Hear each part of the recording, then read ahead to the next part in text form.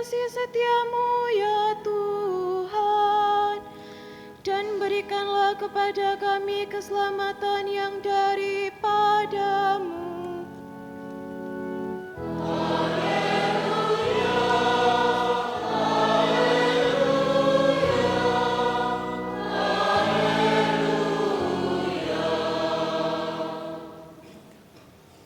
Tuhan bersamamu.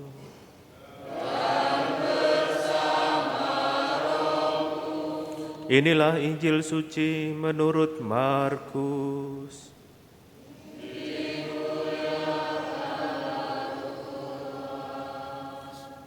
Sekali peristiwa Yesus bersabda kepada murid-muridnya, "Hati-hatilah dan berjaga-jagalah, sebab kamu tidak tahu kapan saatnya tiba." Keadaannya sama seperti seorang yang bepergian, yang meninggalkan rumahnya dan menyerahkan tanggung jawab kepada hamba-hambanya, masing-masing dengan tugasnya, dan memerintahkan penjaga pintu supaya berjaga-jaga. Karena itu berjaga-jagalah, sebab kamu tidak tahu kapan tuan rumah itu pulang, menjelang malam atau tengah malam atau larut malam atau pagi-pagi buta, supaya kalau ia tiba-tiba datang, jangan kamu didapatinya sedang tidur. Apa yang aku katakan kepada kamu, aku katakan kepada semua orang, berjaga-jagalah. Demikianlah sabda Tuhan.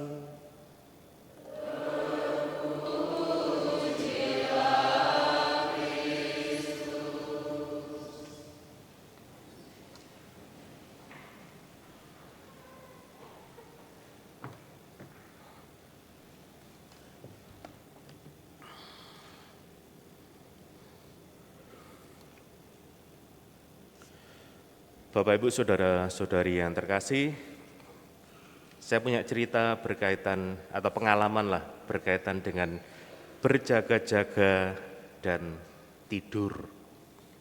Jadi awal masa imamat saya, jadi masih tahun pertama, ada pengalaman yang ya bagi saya cukup membekas. Jadi suatu ketika, suatu hari saya pulang dari perjalanan luar kota, kurang lebih sampai di Pasturan ya jam-jam setengah 10 lah, setengah 10. Kemudian jam 10 itu sudah tidur. Oke, ya capek lah, karena pagi saya keluar kota terus langsung pulang. Terus saya tidak tahu mulai kapan koster itu mengetuk pintu kamar saya. Jadi kamar saya itu posisinya begitu tangga naik, jadi romo-romo itu kan di lantai 2, jadi begitu tangga naik, kamar saya itu langsung di kiri tangga itu. Itu posisi paling strategis karena romo-romo yang lainnya cukup senior. Jadi kalau ada apa-apa, koster langsung, ya romo yang paling muda, barusan tabisan itu yang paling dicari, karena mungkin sungkan untuk membangunkan romo-romo yang lainnya. Jadi ya mungkin kurang lebih setengah 12 lah. Setengah 12 malam itu kosternya mengetuk karena ada yang minta sakramen perminyakan. Jadi ada umat, ketua lingkungan datang dan minta perminyakan untuk umat yang sedang sakit di sebuah rumah sakit. Tapi ya bisa jadi karena saya capek, untuk sekian lama saya tidak mendengar ketukan pintu itu. Ketukan pintu. Sampai kurang lebih ya saya kira-kira setengah 1 lah, baru saya bangun setelah ya sekian lama. Saya bangun, kemudian diberitahu, oke, kemudian saya berangkat. Nah, persoalannya kan rumah sakit ini tidak berada di sebetulnya teritori dari paroki. Jadi ada di tempat yang lumayan jauh lah. Ya, untung malam perjalanan tidak terlalu ruwet sehingga bisa tiba di tempat di ICU. Kemudian saya disambut dengan perawat di tempat ICU itu dan berkata, "Romo, mohon maaf, Bapak ini sudah berpulang." Jadi ya boleh dikatakan telat karena tertidur. Ya saya hanya berpikir harusnya tidak perlu minta ke paroki asal karena di paroki terdekat itu juga bisa dimintai tolong untuk perminyakan sakramen orang sakit. Tapi sebagai seorang imam baru, tentunya pengalaman ini menjadi pengalaman pertama dan cukup berkesan. Ya, dengan pengandaian bahwa seandainya tadi saya mendengar ketukan koster, mungkin saya masih sempat memberi perminyakan atau memberi sakramen orang sakit kepada Bapak ini yang sungguh-sungguh membutuhkan. Tapi ya, ini pembenaran. Jadi ya, namanya capek, kemudian habis dari luar kota, nyetir sendirian, ya bisa saja tidak bangun. Tapi itu tadi, mengandaikan bahwa seandainya saya bangun, mungkin Bapak ini masih sempat mendapatkan bekal terakhir untuk perjalanan menyongsong masuk ke dalam kebahagiaan abadi. Bapak Ibu saudara-saudari yang terkasih, hal berjaga dan kemudian tidur menjadi salah satu atau tema yang diangkat dalam Injil hari ini. Bagaimana seruan berjaga-jaga diulang-ulang, ya bahkan berapa kali? 4 kali seruan berjaga-jaga itu diulang. Suatu ajakan kalau kita tahu teologi Minggu Advent yang pertama itu lebih mempersiapkan diri untuk masa depan saat kehadiran Kristus untuk kedua kalinya. Nah, jadi teologinya sebetulnya sama dengan Hari Raya Kristus Raja Semesta Alam. Baru nanti setelah tanggal 17 dan seterusnya kita diajak untuk mempersiapkan diri secara lebih dekat lagi menyongsong Natal. Tapi minggu pertama, minggu kedua, minggu ketiga itu lebih ke persiapan diri kita untuk menyambut kehadiran Kristus pada akhir zaman, eskatologis, tentang masa depan.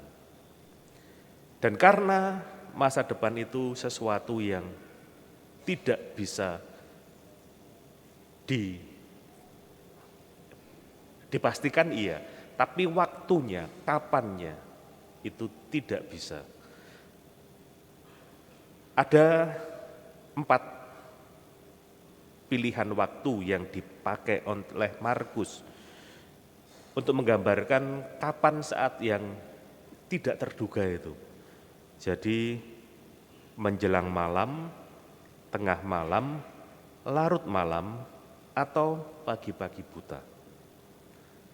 Ya memang ada penafsir yang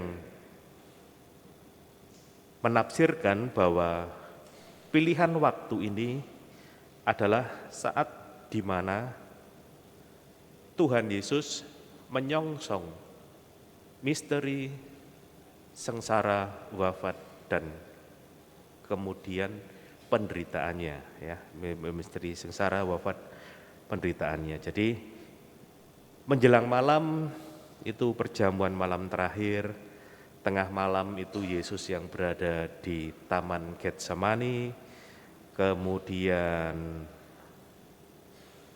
larut malam itu mengacu pada kata-kata keterangan waktu pada saat Petrus mengkhianati Yesus, dan pagi-pagi buta adalah saat di mana Yesus diadili. Itu memang kata-kata itu ada dalam waktu-waktu itu, dan itu diambil oleh Markus untuk menggambarkan bahwa dia yang dinantikan itu adalah dia yang juga menyelamatkan umat manusia.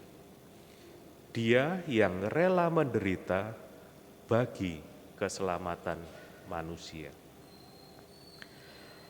Hari ini atau minggu ini, kata-kata yang dipakai untuk mempersiapkan diri menyambut kedatangannya adalah hati-hati dan berjaga-jaga.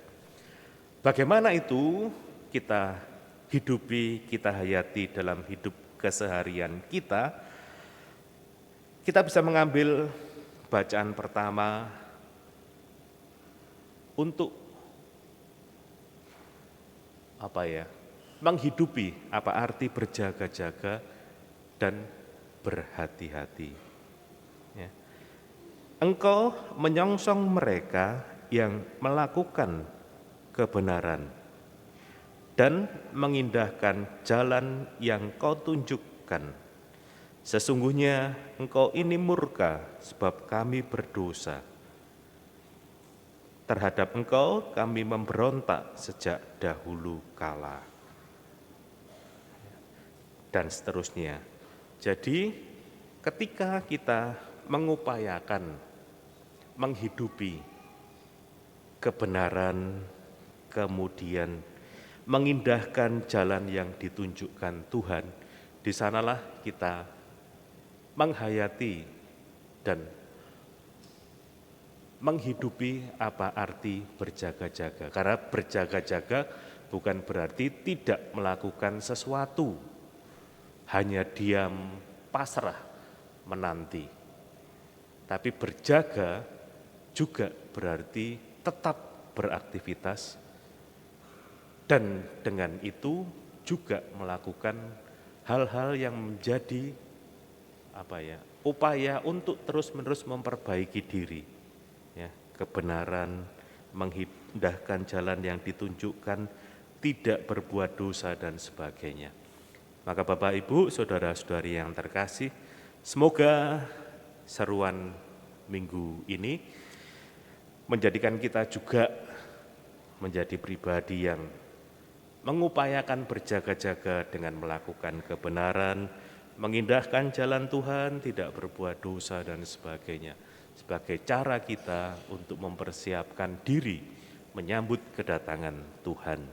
Kemuliaan pada Bapa dan Putra dan Roh Kudus,